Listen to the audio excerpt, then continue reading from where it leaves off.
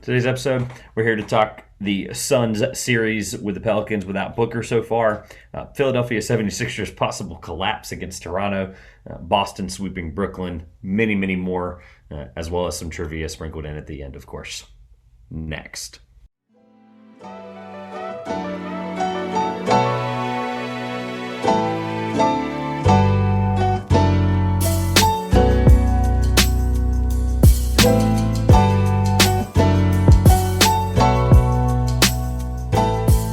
Welcome back to the Two Pointers podcast. I'm Josh. And I'm Trevor. And we're still in the first round of the NBA playoffs. Well, we've got one team's moved on, right? Just one. Congratulations to the Boston Celtics. The sweep we did not pick. That's for sure. We picked a lot of sweeps, and there was only one broom out. And it was to wipe the Brooklyn Nets, who we both had winning the NBA championship at the beginning of the season. Right off court. Now, that was a very different Brooklyn Nets team that we picked to win the championship, but nonetheless. It's fun. The NBA playoffs are unpredictable, and they continue to be so, that's for sure. Wow. We knew this year was going to be so much fun, which is why I think it's funny that you brought up the sweep first. We're going to talk about the series that we definitely all, as the community and the world, picked as the sweep. And it's currently, as of last night, it was tied 2-2, and now it's 3-2 Phoenix. So we're going to talk a couple thoughts. Last week was more of just a general overview of the series because we knew nothing so far. And I can assure you, based on my watching, that was the most games I had watched, obviously in a week this year because it's the playoffs.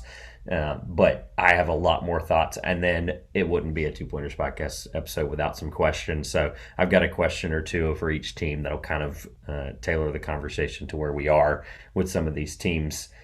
So I'm just going to ask you the question first. I don't normally do that, but I'm going to ask you a question with Phoenix, New Orleans, and we can go from there about some of the details. Despite the fact that it is 3-2 and they have to go win in New Orleans, are the Suns still the favorite to win it all?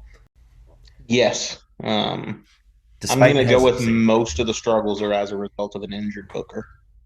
Yeah, I guess he did go down, and then the Pelicans were able to take advantage of the series.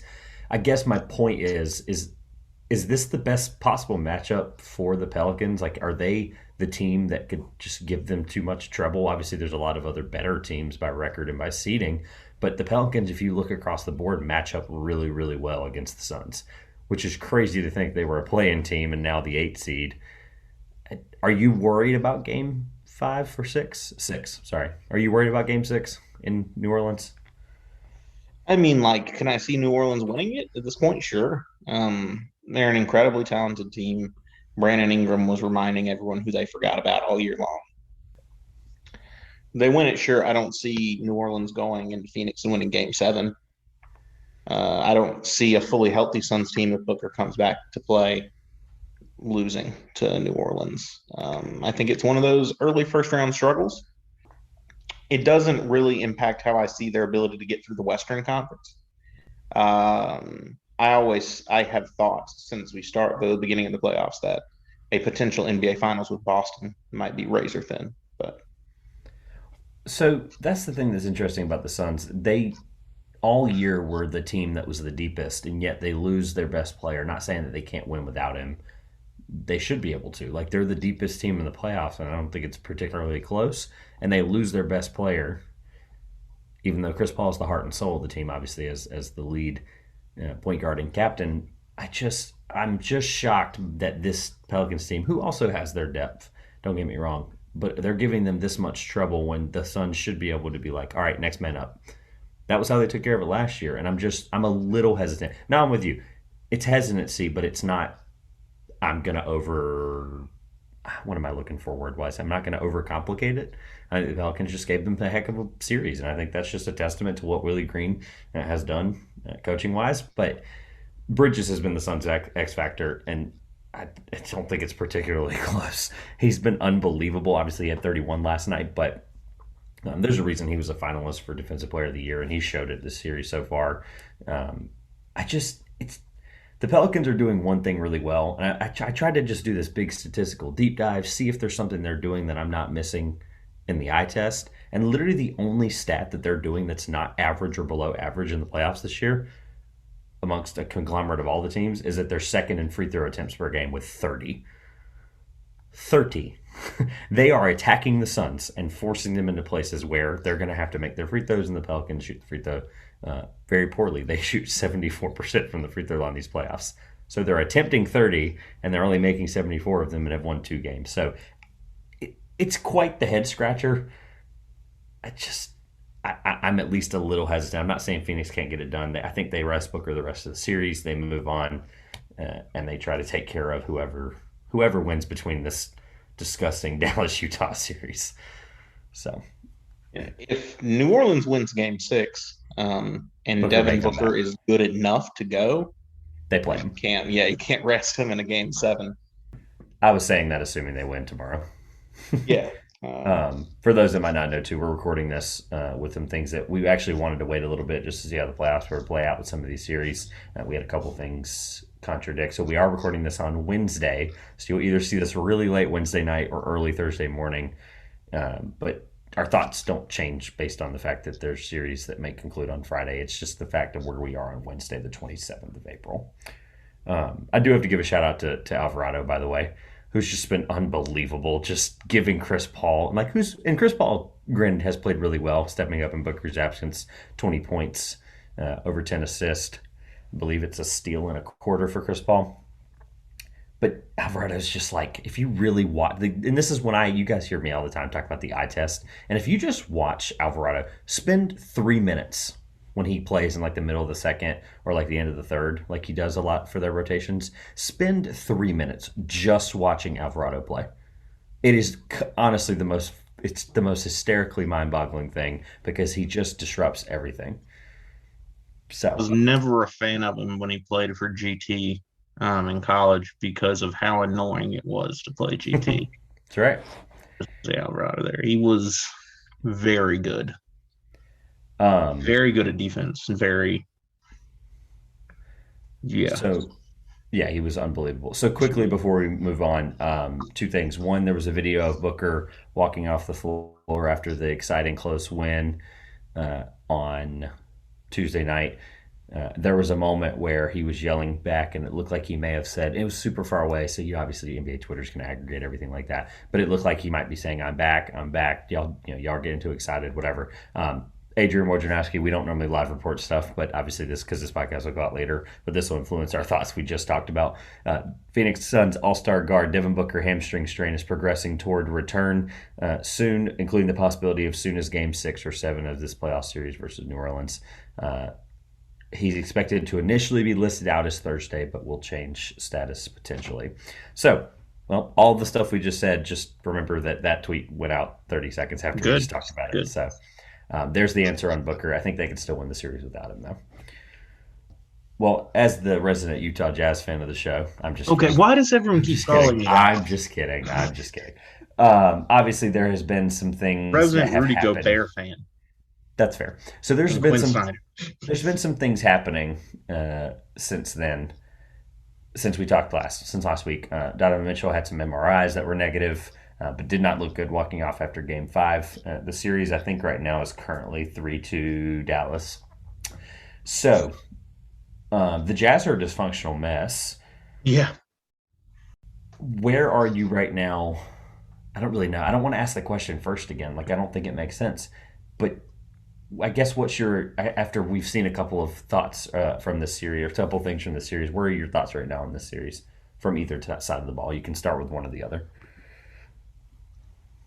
Have you ever seen a player look like they just don't want to be out there more than Donovan Mitchell has for Utah this series? Yeah, no, I have. It was Donovan Mitchell last year. I'm just kidding. So, yeah, that's my biggest thought. I don't want to touch any of the Utah offseason stuff with a 35-foot pole because we're going to spend a month and a half on it. But it's not even as much an offseason thing as much as it's the apparent issues that are becoming very clear on and off the court with Utah are impacting things now. It's Donovan Mitchell clearly doesn't get along with Rudy Gobert. There's been rumors of that for 2 years, and it's very clear at this point. He never throws in the ball, despite the fact that Gobert continues to be the most efficient scorer on the floor for Utah this series. The rest of the team's just not producing. Mitchell doesn't look like he wants to be there. There's rumors everywhere that Quinn Snyder's job is gone. We're just waiting on the conclusion of the series. Utah's in complete turmoil. I mean, that's why they lost by 25 to Dallas in this last game. A Dallas who has not needed Luka Doncic. I just don't understand. Like, I'm trying to sit back here and think what legitimately happens from a media standpoint if the Jazz win this series. Like, it's almost worse if they win this series versus lose because the losing is impending. Like, it's impending. The imploding is impending. And I just, at this point, I don't know who's going to be a Utah Jazz next year. I don't know if Quinn Snyder's going to be there. I don't know if Donovan Mitchell's going to be there. I don't know if Rudy Gobert's going to be there. And like I said, that's why I don't want to touch any of that I stuff. can tell you for one, if they Dirty don't win the football. series, Quinn Snyder's not going to be there. As great of a coach 100%. as I think he is. 100%. You know my opinions on where I'd like to see him go if he's not in Utah. Well, and regardless of that, like transitioning from the defensive part of Quinn Snyder, who's really, really great coach, I do agree with you there. What I'm struggling with again is the same deadbeat argument I'm so sick of talking about because I'm the one that talks about it every year. Is there like people were finding a way to pick on Rudy Gobert. Luka comes back from a hamstring injury. They're not picking on Rudy Gobert. That's every Luka time pulled people him keep out. telling me that, but Luka like pulled him out like to the 3-point line multiple times last night and just absolutely made him look silly. Like most of the scoring being done on Gobert is because the rest of the Jazz players aren't giving an effort on defense or no, can't they're keep up not. with the Dallas guards. I'm not That's giving why them like credit. Rudy Gobert is being left to guard two people. They're playing, oh, Rudy will stop them. That's the kind of basketball they've been playing, and it's not working. It's not And healthy. kind of he No, gets the blame for a lot of this, which doesn't make a lot of sense. Now, admittedly, he's not the greatest on the outside, but he's not. switch back. Yeah. Switch back. They've never been a switchable team, but this year Luca's specifically, and like I said, if they move on, like I can only imagine the kind of things Chris Paul's going to do to them. I actually want to flip sides since we're just going to talk about the defense of Quinn Snyder, the defense of the Jazz. I actually want to give a defensive shout out to a team that we have disrespected for a while. The Mavericks, obviously, we went into this season and we're like, wow, this roster just sucks. And they obviously did some things at the deadline. They've improved around the edges, and they look really good. So I'm going to bring up two things. One of them is my question. The other one is, can you guess right now who is second in offensive rating in the playoffs? Is it I'll give Jalen you. Brunson? I'll give you a hint. They're on the Dallas Mavericks, and no, it's not Jalen Brunson. Oh wow. Oh okay. Offensive rating. Mm-hmm. Dwight Powell. It's Reggie Bullock. Reggie. Reggie's playing. Reggie's playing 42 Tar. minutes. Reggie's playing 42 Tar. minutes a game. I'm not touching that. Reggie's doing. Reggie's playing 42 minutes a game per second. Wow. Here, I want to like let that settle. And you mentioned, well, I thought you just said you want to talk about defense. Let's talk about the other side of the ball for a second with Reggie Bullock. He has been the most quality player for the Mavericks statistically. He's fourth in defensive rating in the entire playoffs. Good for him. And the Mavericks are fifth in defensive rating at 109. So I will say, this is a semi-small apology from me because I think they're a really, really good team now. Like, I think they're working together better than I think we thought, and I will give myself a pat on the back for this. I think it's a testament to Jason Kidd because he's just been an unbelievable leader and coach for this team. With the adversity of Luka, for them to stay in this series and then turn around and be dominating 3-2, and I say dominating 3-2 because I really don't think this series is close. And we both picked the Jazz, so that's kind of tough. But I it's didn't because of see the this lack of the depth. implosion coming. I didn't either, To be but fair. to be fair, I also didn't think. I just didn't believe in this Mavericks roster. I didn't see enough. Like, I thought Jalen Brunson was going to have to do it all, and in 3 games Still he don't get changed it. my mind. I don't either, and that's great because I think that's going to transition to my question for you: is assuming the Suns advance, what percentage chance do the Mavericks have to upset them and make the West Finals? 15.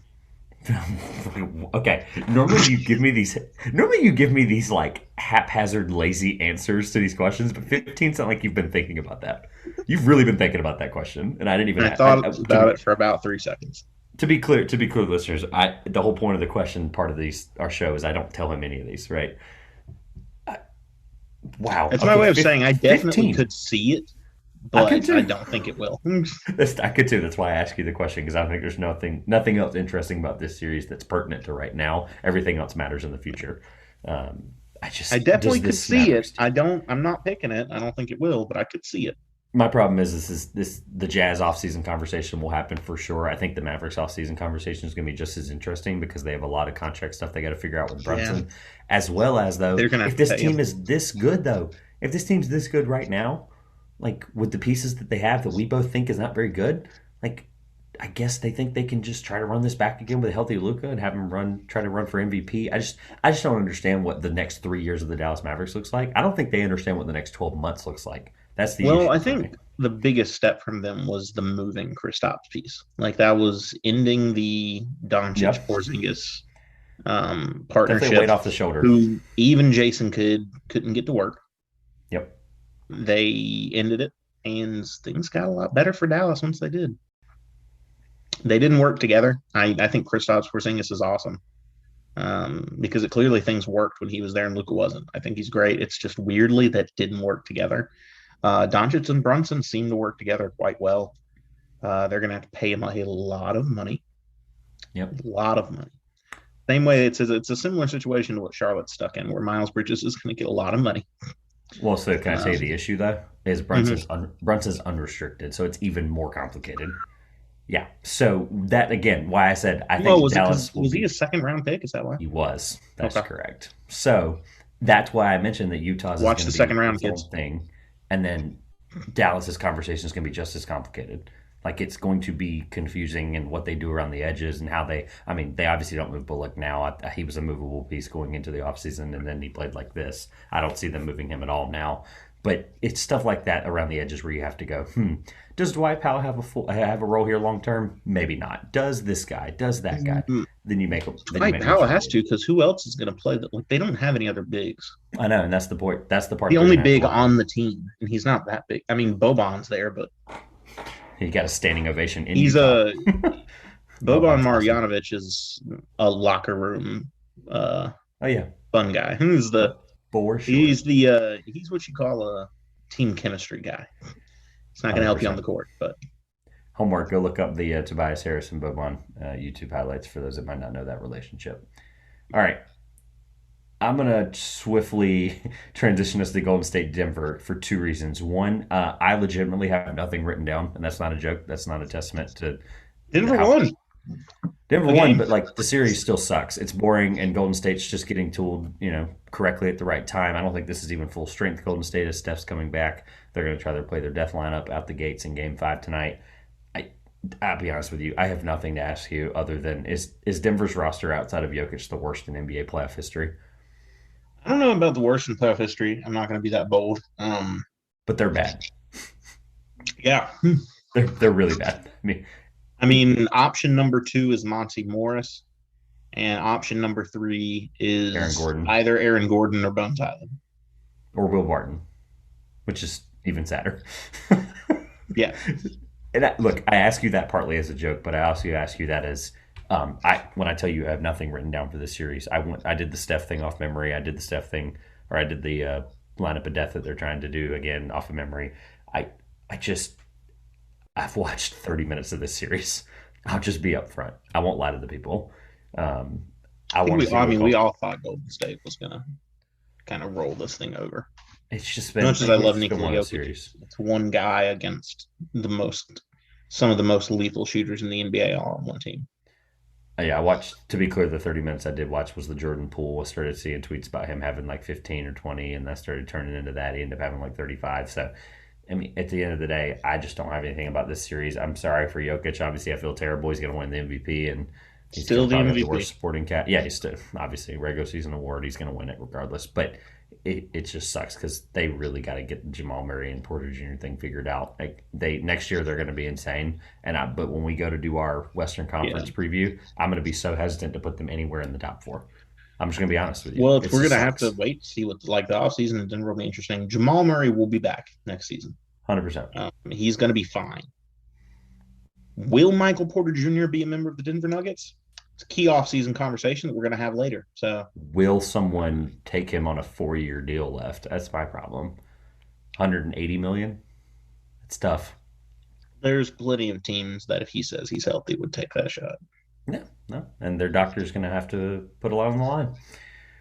I hate to say that we spent 30 seconds on Golden State Denver, but we'll talk about Golden State when they potentially play the winner of Memphis Minnesota in a few days. So, speaking of Memphis Minnesota,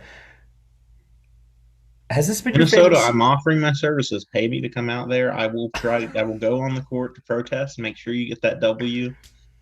Because that trend's still going. I said that as a joke last week, and And it's it's still still a thing. going. Like my theory has not been proven wrong. Yeah, NBA They've Twitter caught lost on all too. 3 games without a protester and won the 3 counting the play in which there were. So They're 3 and serious 0. analysis, Memphis looks great. I was impressed by Minnesota. This is an incredible year for them. Regardless of how this ends, this is an incredible year for them. It shows 100%. just how insane a year of healthy Karl Anthony Towns, it's the first year of healthy Karl Anthony Towns, could look in Minnesota. He can absolutely be the guy. Anthony Edwards is an incredible scorer. I think D'Angelo Russell, as he starts to like ease into whatever his role ends up being in the NBA, can work out there. They got a lot of guys like Jaden McDaniels who have so much length. They're really dogs off the ball who get out there on defense. Because I mean, like that big three doesn't really play defense, to be honest. But I mean, They it's a don't. great year for Minnesota. I think it's going to end in Game 6. I think Memphis will take it. They're a much more cohesive team right now than Minnesota is. But So, props to Minnesota. It's been a great season. so Anthony Edwards has done the thing that I said Cat would do this offseason, or this playoffs, I mean, and do the thing where like prove that he might be one of the best players at his position in the league and really just show people on a big stage. Cat hasn't done that. Anthony Edwards has. And that's my only kind of hesitancy on the other side for Minnesota is Don't agree with that. I wish no, like I'm not putting Anthony Edwards near the best small forwards or shooting guards in the NBA. putting himself on the map. Let me clarify. Oh, he's on Sorry. the map, sure. Yeah. Putting himself on the map for people that might not have really realized in Minnesota that he's that great. Cat has, I wouldn't say he struggled necessarily this series, but he hasn't been like that alpha. I'm going to be the best player in this series. That's been Anthony Edwards, which is crazy to think with the series that has John Morant. Um, Congrats to John Morant, by the way, on winning Most Improved Player. On the other side of the ball, I am really impressed with the Taylor Jenkins part of this, who, like you picked for Coach of the Year, who we still will find out here shortly. I think it's the end of this week we'll find that out on who won Coach of the Year. But what he's done with the Steven Adams minutes, I think, is definitely underrated. At the first 3 games of the series, you literally could not play Adams on the floor. It was like quite frankly atrocious to watch him out there, and that's sad because I like Steven Adams a lot. However, they were playing Xavier Tillman at one point, like 34 minutes because they couldn't play Adams because of the matchups and stuff. And it's frustrating. And you want to be able to get the best role out of some of your guys like Adams. And I'm glad that Jenkins was able to figure that stuff out. Jaren Jackson Jr. Fouled out in 19 minutes, so he's obviously not showing some of the stuff that we think he can have potentially. I've heard buzz of people picking him to win Defensive Player of the Year next year. I'm a little out on that, but I think he's got some really stuff. like Triple J, but I'm not going that far. I'm not going that far only because of the fact that like there's Minnesota's not even that bad of a matchup for Triple J, who's not really guarding Towns. Like they're putting him in switches a lot, but at the end of the day, like you can't stop Towns and you foul out in 19 minutes. That's in a series where I don't think Cat's like truly dominating like he should be. It's the I part think you that should I'm go like back and look. Some of his numbers have been stupid.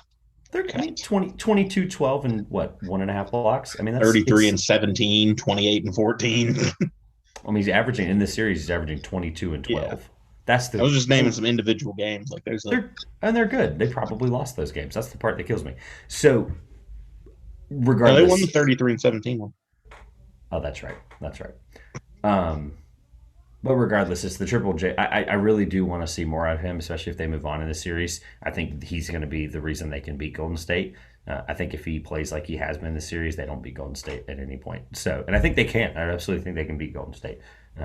It's a testament to how well Taylor Jenkins is coached. If he's got a guy like Steven Adams and he's got a guy like Triple J who's fouling out in 19 minutes, like these are 2 things that you cannot have in a first round series against Yeah. a team like Minnesota who's good, like really good team, Yeah. and they're fouling out guys in like that in less than 20 minutes. Just ridiculous. So Golden State um, looks scary. I'm still with Phoenix right now, but if anybody's gonna take that NBA Final spot, it's the Warriors. So I was going to ask my question up front because this series I think is just one of those. There's so many things to talk about. So I have two things I want to throw at you. I forgot to mention Cat is -7 for the series plus minus wise. So he's technically, and I it's mean, not like, terrible. it's It's going not to happen terrible. when you're playing most of the minutes and you're down 3-2. No, 100%. Like, But I'm just yeah, he's not a positive impact plus when other minus isn't guys. like in a plus minus in a vacuum isn't always the best stat. No, but in a playoff series where he should absolutely be on the other side of that, that's alarming to that. And I think this series has been a great test for Memphis because I do think they're the better team regardless. I think it's close, but they are showing what they learned against Utah last year. They beat Utah at home last year, and they learned from playing a team like Utah, so that they were able to take some of the stuff they learned. I think you can definitely see it being put to good use. I was going to lead with the question, and I'll just end with the question: has this been your favorite series to watch this year? Yeah, so far. Okay, For I sure. I mean, thought this so. has provided the most insane entertainment value. Me too, but I'm glad you led with the protester thing because that was a funnier lead into this series. I'm still right. We're going to let it keep rolling. If You ready Memphis wins the for next game, then I'm never proven wrong. you ready for the Eastern Conference? Yeah, Go ahead with anything you want to go with Miami, Atlanta. that's still going. Nope, the series is over in 5 as Okay. of Yeah, last cool. night. You know why you don't know that? It's because they need to stop putting the games on NBA TV. Period. I pay for a cable package that doesn't get NBA TV. This is my Sounds gripe like to a the you NBA TV problem. point. No, and look, there's a lot of people complaining about it. Search Yeah, I know. NBA TV on Twitter, and it's frustrating the No, I conversations that think are all out of these there. games should be nationally televised, but they just 100%. The NBA wants to wonder why some of their playoff games aren't getting. Like, you're putting them on your network that doesn't matter right now. Your it network is doesn't for the count as regular national season. television. The NBA TV doesn't count as I national know. television. That's what I'm saying. I So think that's what they need to realize. Like they TBS, need to, TNT, CBS, Fox, sure, yeah, that's national TV. ESPN, national TV.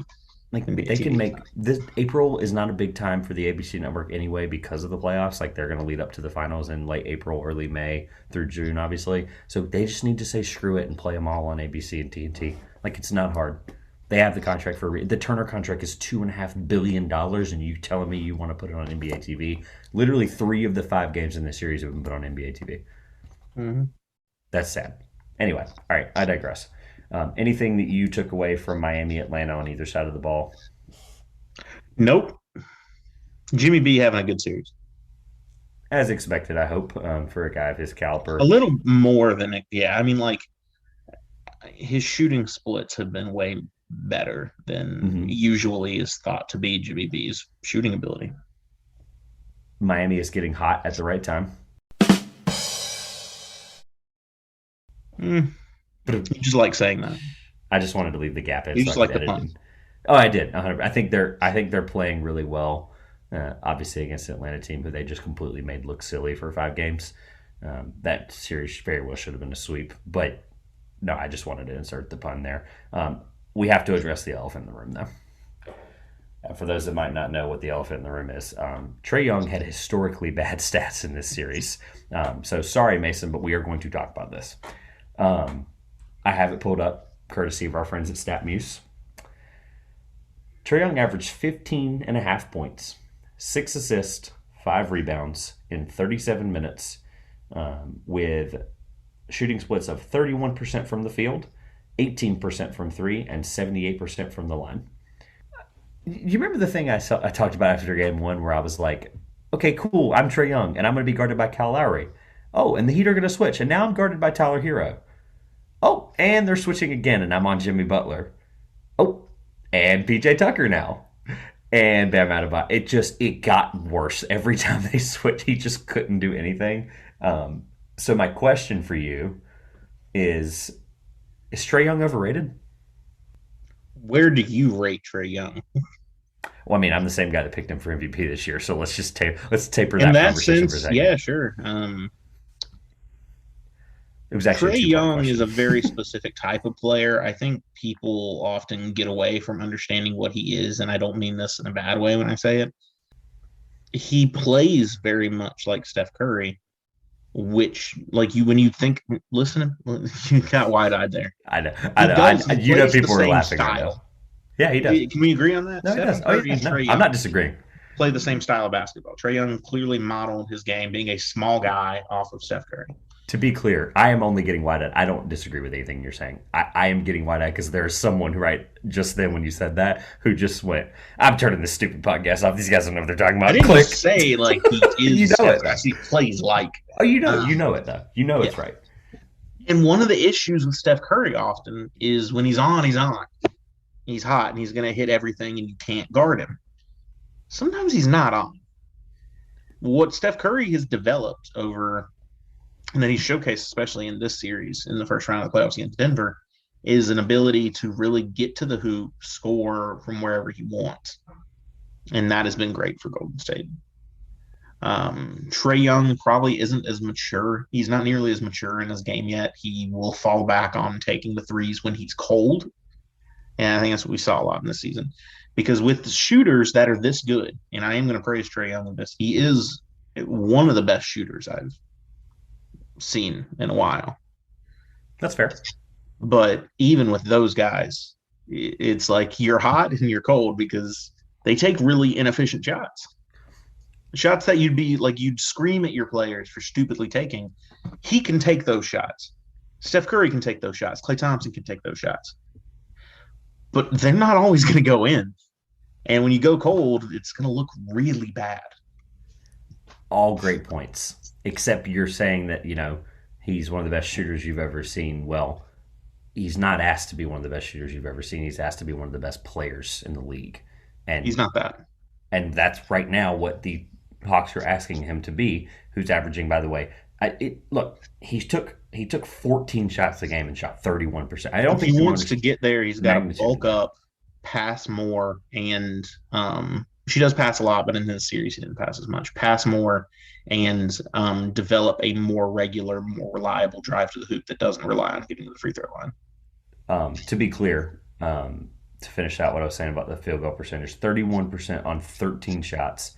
18% from three on 7 shots a game, 7.5, and free throws, 6 attempts for 78%. So my testament or my point there, on top of what you're saying, is, they're asking him to be the best player in any series, and he's not that. I don't think he's ever been that. Even when the Knicks stuff, like he's had the moments, don't get me wrong, but he was the best player in that series. In that Knicks series, yes, he was, but consistently he's asked to be that guy and has not been able to yet. He's early, obviously, in his career. I also want to note that he averaged 6.5 turnovers per game and a negative, you mentioned the plus minus in the vacuum, negative 58%. Negative 58. Trae Young, the turnover part, Trae Young has led the NBA in turnovers for a while now. Yeah. It is a product of point guards who handle the ball a lot, frankly. LaMelo Ball averages a lot of turnovers as well. So the flip side of my two-part question is, should the Hawks fans be worried about Trae Young as the future of their team? No. Okay. So he's overrated currently. Got to build around them. Huh? Overrated currently, but not worried for the future. Well, yeah, because people wanted to say, like, he's taking the step. He's one of the top 5 guys. He's like 21. No, he's not one of the top 5 guys. And that's he's one of the top 5 guys at 21. He's the greatest player we've ever seen. No, and that's right. And I tapered that. Giannis didn't hit that point until he's like 25. No, that's fine. And I tapered that with the fact that you made all great points about the greatest shooter thing, but they're asking him to be better than that. And this series, this is the worst I've ever seen a point guard play in a playoff series in probably the last 15 years. People have got to let these kids develop. They do. But I'm just guys get better as they go along their career. Shocker to everyone to let you know. A 1 versus an 8. Okay, he's older than I said, but like he is. Yeah, he was a senior, I think, out of Oklahoma. He's 4 years away from what is a basketball player's prime at 27, 28. Totally understand that. Obviously, some of that prime thing has changed because of the development of how good guys are now early. But regardless, my point is I'm not saying I agree with any of the overreaction stuff. But what I am saying is we have to address, and we discussed how poor his playoff series was, and the Miami Heat made him look silly, and that's exactly what happened. I mean, give credit to their defense. They're insane.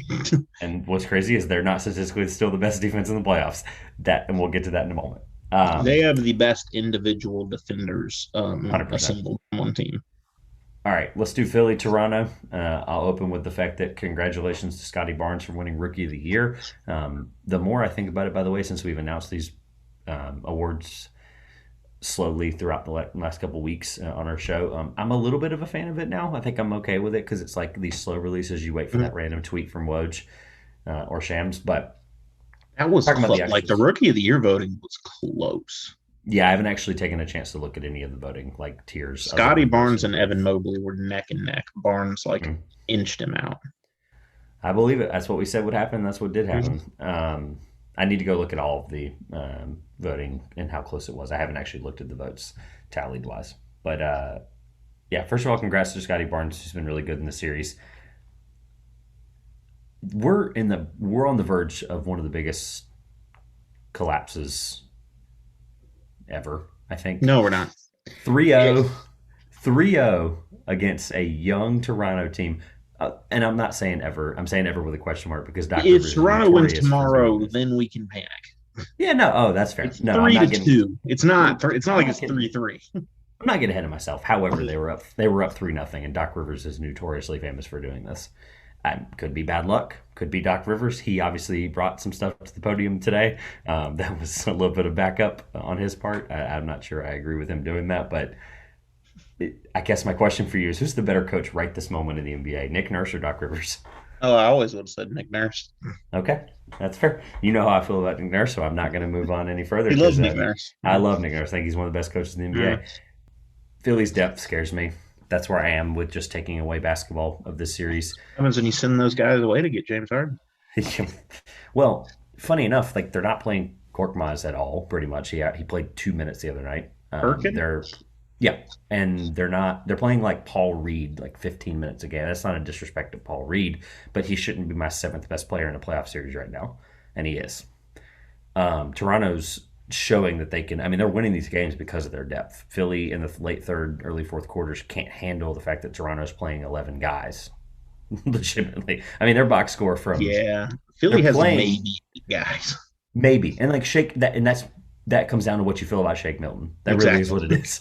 So, but no, the Philly Toronto difference for me. I mentioned how they were last week. They're going to both slow the series down. They're both one of the top 7 slowest teams in the NBA, and that's exactly what it's been. And Toronto's built for that. And like everyone was picking this, and then you and I last week were like, maybe we were right when we were picking Philly pretty easily. A 7-game bloodbath. I thought I'm a I little. called it 7. I said this was going 7. So you were part of the. Okay, so I didn't remember that. So you were At part the of the group. beginning. Yeah, And then like Philly was up 3-0, and I was like, well, it's over. Right. that's fair. I think I forgot that you were one of the people in the public that thought This was the that only first round series. series I said was going to go 7 games. This was a And I series thought I I was said with horribly. 5. I picked 5 because I was like Philly's better on paper, and at least from the Toronto's best always players. got those guys who don't get respect that fly under the radar who are really well coached. I That's mean, fair. like Pascal Siakam, he struggled so much he went down to the G League for a while. Post like All Star Pascal Siakam went to the G League for a while and it's worked back up to be awesome. OG Anunoby is the best kept secret in the NBA because nobody's paying attention to how insane he is. Scotty Barnes, great. Gary Trent Jr. is another one of those incredible second round picks who's just found his niche in the NBA.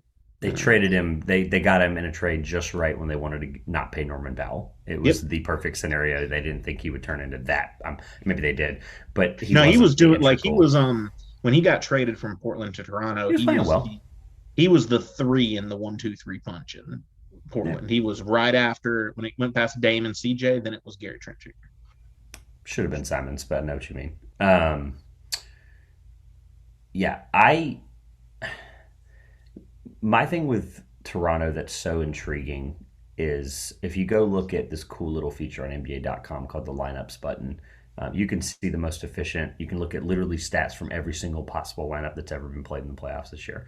And Toronto has 6 of the top 12 most efficient lineups. It's good Fifty coaching. percent, 50% of the top 12, and I just did the top 12 to see if they had half of them, and they did. Good Um, coaching. they still had 4 of the top 10. So yeah, and it's a testament to Nurse. It's entirely what it is, and I I didn't really want to ask you this, but like, do you think they win the series? No. Okay. I don't either. I just wanted to see where Yeah. we are. I'm temperature checking right now because it's got to game 6, I so don't. they play tonight. Would I think it's really funny if they did? Yeah, because the 100%. meltdown in Philadelphia would be amazing. I kind of hope for it a little bit, but The meltdown in Philly would be incredible, but no, I don't think it'll happen. All right, let's do Milwaukee, Chicago because I think this is the Eastern version of the Warriors Well, is Nuggets this one still series. going? The Bulls won a miracle game too on DeRozan's 36 points. That's how. I It's Ready for Milwaukee to unfortunate. play a game that's interesting to me. I mean, all of these games have been interesting just because Giannis has averaged, and I have it pulled here, 27 and a half points per game, 14 and a half rebounds. That's three and a half more than his season average, and 7 assists per game. Like, Giannis is just taken up another level, and obviously they Greek have no one Freak to is going stop to him. do freakish things. Yeah, they have nothing to stop him. Obviously, this is sad because from the Bulls' point of view, they're depleted. They're I want depleted to say even one more. thing. You say they have nothing to stop him. I challenge you to tell me right now who has something to stop Giannis Antetokounmpo in the NBA, in It's the an world. oblivious statement. Is does anyone It's an have oblivious statement. anything It's an oblivious statement. You know that. So, as a to Giannis fan, you stop know him? that. So the Bulls, My they're strategy, if I were a team defending, sorry, I'm going down a rabbit hole for a second, defending the Bucks, would be stop Chris Middleton and Drew Holiday. yeah, no, and that's I the wouldn't try strategy. to stop Giannis because it's That's just the not going to happen. strategy. That's obviously the strategy. The problem is they don't have anybody to do that either. Yeah. Because they're depleted. That was the point I was about to make. Was they're even more depleted than we thought. Obviously, they're missing Paul, but Game 5 will be played without Levine due to COVID-19 protocols, and then Caruso is out due to a concussion. So they're literally their best guard is Ayo Dosunmu. Yeah, In another good second round. Watch the second round, kids. in Game 5 of a playoff series, you don't want Ayo Dosunmu. You want Lonzo Ball, Zach Levine, and Alex Caruso. That's the point I'm making. I was just Um, giving Io like props for the incredible 100%. season. He had a great season. He really did. This is just a testament to just the Bucks getting. I think a couple of these teams that are playing these matchups. Worst case scenario for Chicago, I have to say. Like they could have literally played anyone else, and I think the series would have been a little more fun if they're healthy. But they fully healthy, mano a mano. I still think the series is 5. That's the part that Yeah, kills me about this. Um, and that's I'm sorry, Nick, Evan, and Dan. We three friends of the show, literally are great Bulls season, fans. guys. Great season. Seriously, this is not A an lot to act build on, on for real. them. We can discuss that later. We may have one of them on to I discuss that because mean, I'm not sure. I don't see a scenario where I don't have Chicago in my top six in the preseason going into next season in the East. Top six in the East going into You're next season. assuming they re-sign Zach Levine. Well, yeah, isn't everyone assuming that?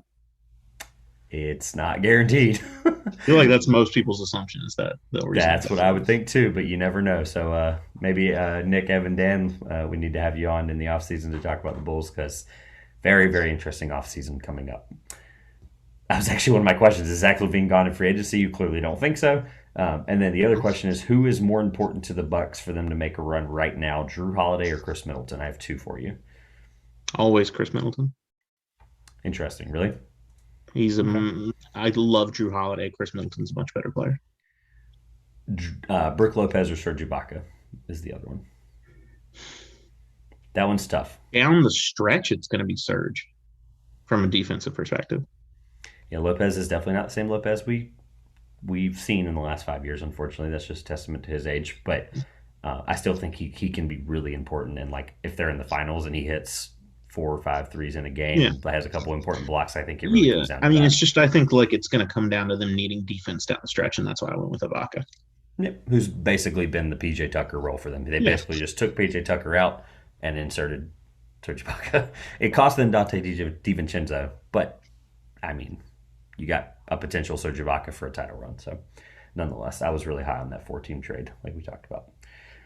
All right, let's end with this before we do some trivia. The series that no Bye one, bye, Brooklyn. literally no one picked. Bye bye, Brooklyn.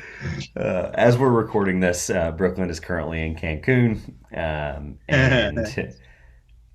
yeah, KD, so Kyrie, and LeBron are sitting around a table talking about what went wrong. that's tough. Yeah.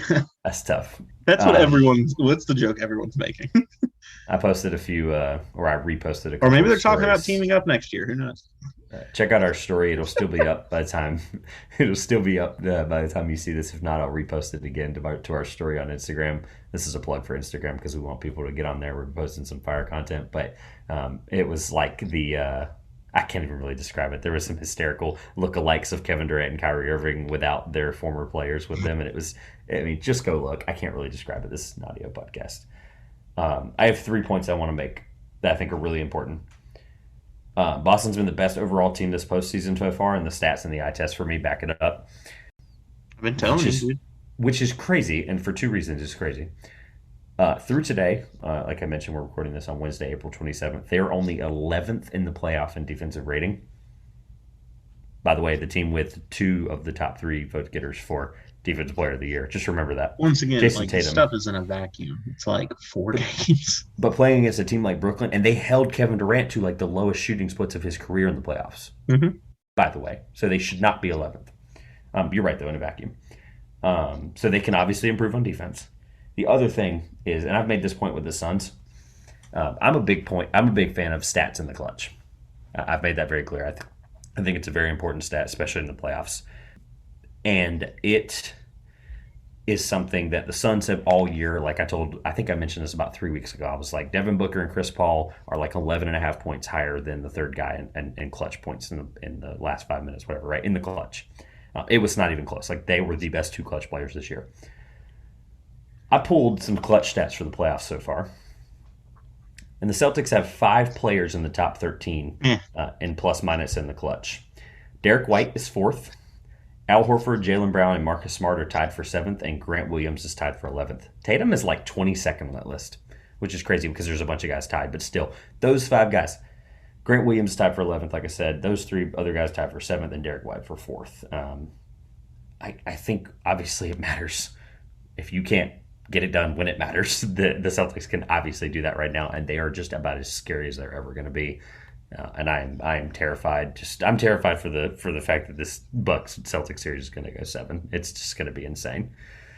So, what team is most likely? Celtics is like That's going to be nuts. That's my favorite matchup and round 2 potential matchup, I guess. Great question here to talk about that on detail. What team is most likely to beat Boston in the series this year?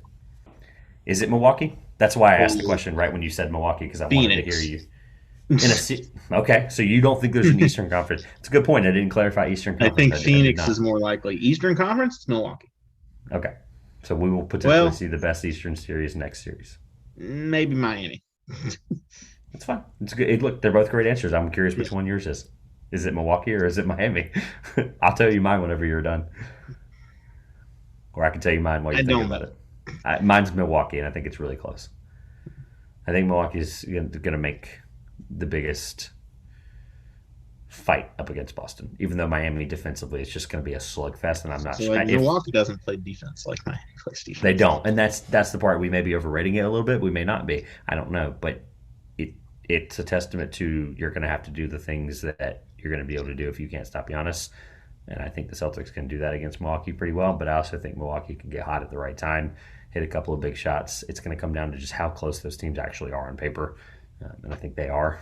So, yeah, I think it's Milwaukee. I think it's super close. I think the Giannis is the advantage. And then we can save this one for later if you would like, but should the Nets blow it up?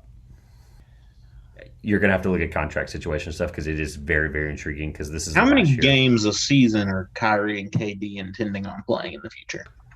Is it 40 for each? If so, I just don't want those players. I think there was a time when there was like a short window where teams that rested all of their players regularly did well. Where are those teams at now?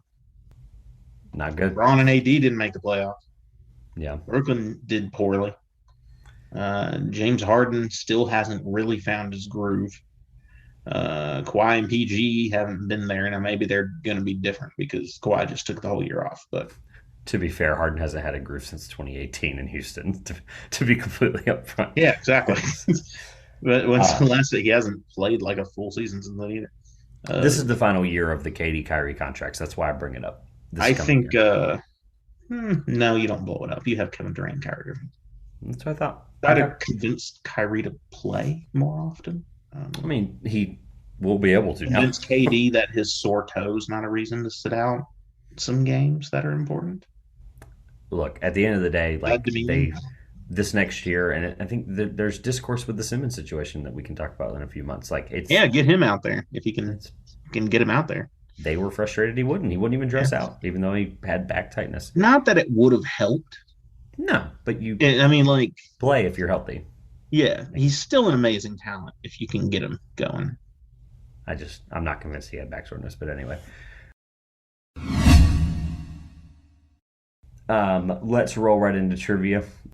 I am ready, despite the fact that you are up. I actually don't even know the score. That's how frustrated I am with trivia. So hopefully you can figure it out in the time while I talk about this question. You didn't score any last week.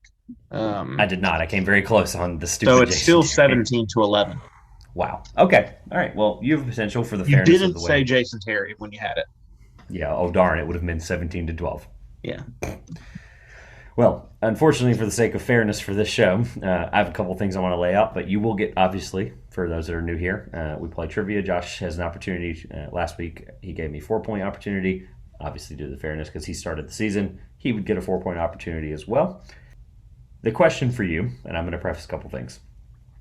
With Devin Booker being out, Chris Paul had to, obviously, play a lot more minutes than he probably would like to against the Pelicans. So last night, April 26th, he moved into 4th all-time on this list. This is most career playoff games with 10-plus points and 10-plus assists in NBA history. There are 4 answers. Wow.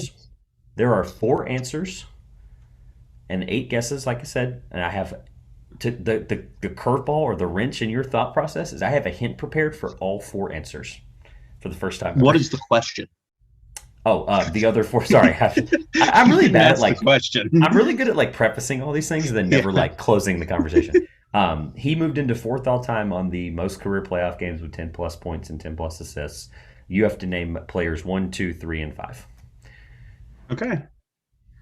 Magic Johnson. I had his hint prepared because I'll be honest with you, I was hoping you'd at least get that one. Shout out to Winning Time and the TV show on HBO, who Josh has probably not watched. Magic is number 1. That is correct. My hint prepared, if you say all these, I would just tell you the hint because I think it'd be funny. My hint for Magic Johnson was this player has 137. That was my hint for Magic Johnson. That's it. Just my hint. 137 of these instances. Know if this he scored some, but Stockton.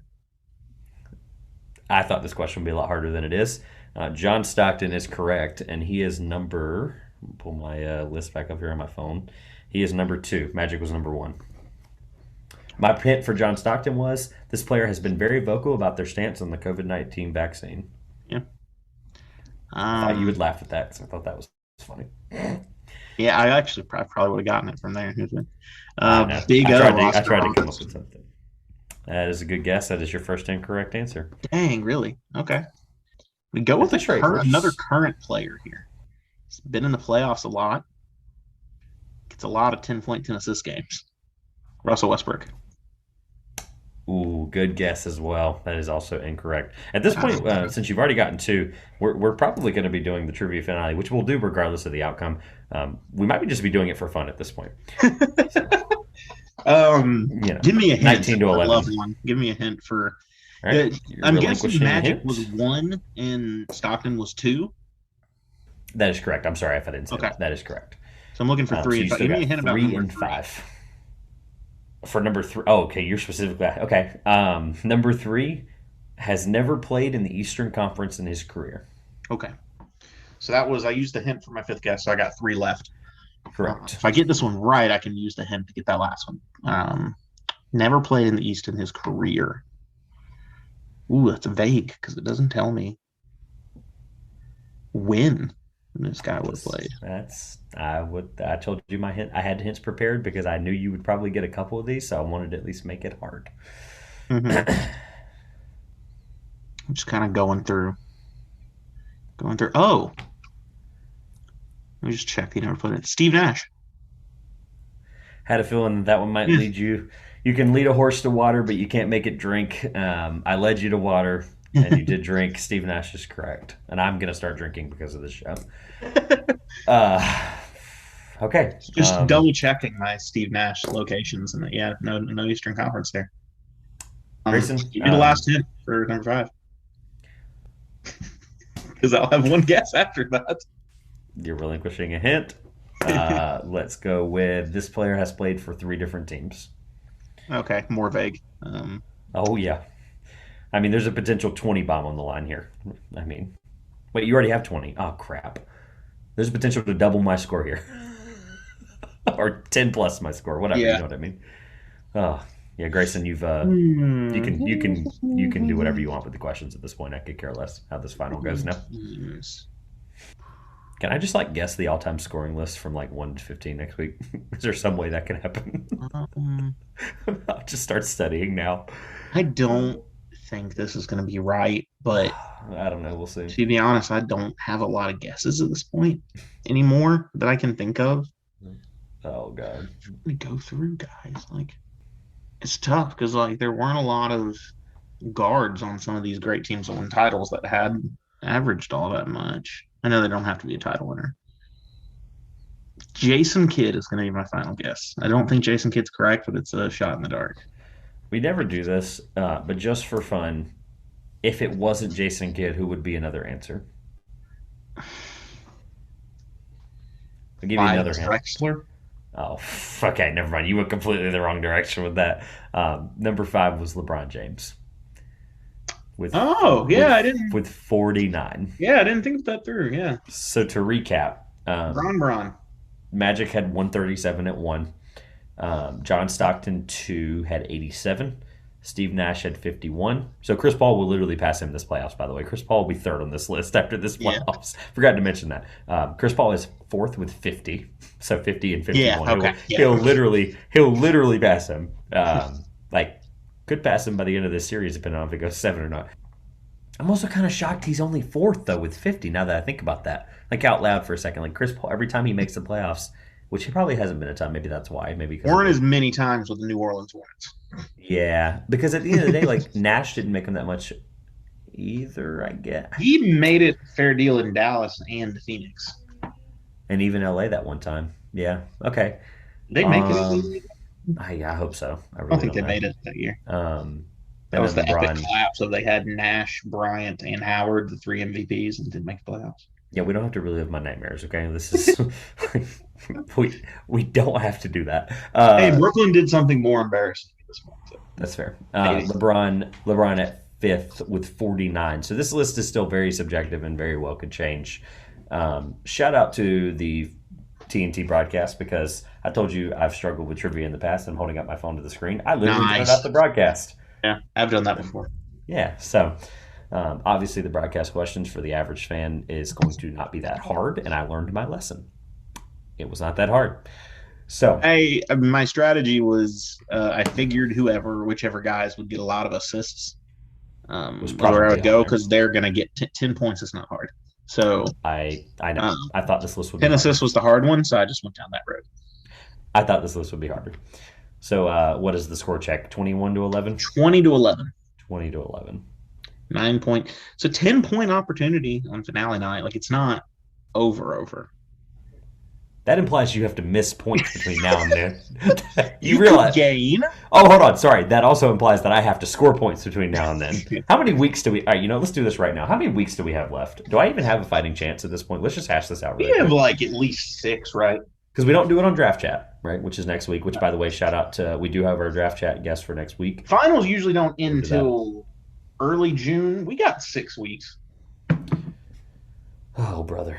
I think we may do at this point because just of the drama of it, we may like drum it up and just do whatever the following day or after the finals is. Just do an entire trivia only episode. That actually would be kind of fun. Or maybe 20 minutes on recapping the finals and then whatever. Yeah. Anyway, Just give me like a big, couple weeks. give you a big handicap for the Yeah. trivia episode and call Yeah, that. Make it like a charity golf match where like I get like a 17 handicap against like a pro. That'd be great.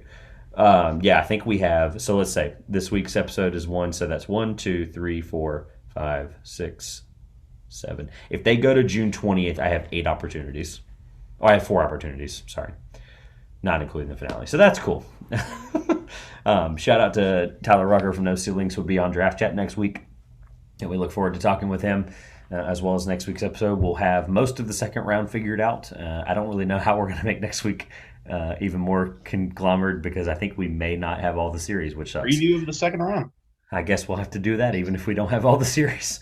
I think we will by We'll Sunday night, though. mostly have it all at that Yeah. point. Unless if none go 7, we'll have them all. To be Mm-hmm. clear, they'll finish that You think Sunday any of them night. are going So 7? there's Possible. I potential. mean, it's There's likely. potential. Yeah. All right. Well, this has been Cool. fun. I didn't have fun, but this has been fun. Oh, that was a fun trivia question. All right, this has been the 2 Pointers podcast. I'm Josh. And I'm once again miserable. We'll see you next week. Come on, Toronto.